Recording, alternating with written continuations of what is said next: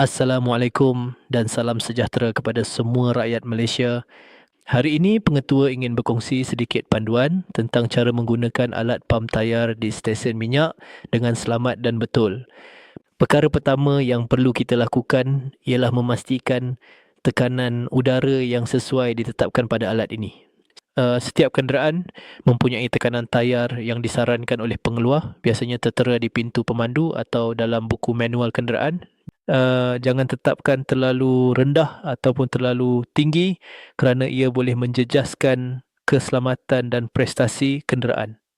Seterusnya, kita pasangkan muncung pam dengan kemas pada injap tayar. Pastikan tiada udara yang bocor semasa proses pam. Bila muncung telah terpasang dengan betul, aktifkan pam dan biarkan tekanan naik sehingga mencapai jumlah yang disarankan. Semasa proses pam, sentiasa berada berhampiran tayar untuk memantau alat.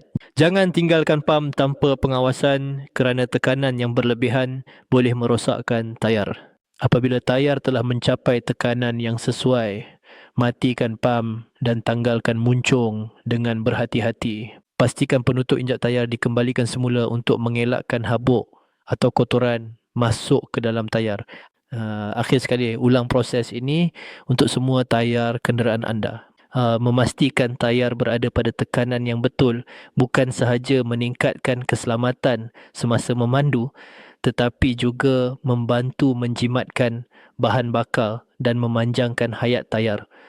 Pengetua ingin ingatkan, penggunaan alat pam tayar mungkin nampak mudah, tetapi setiap langkah penting untuk keselamatan anda semua.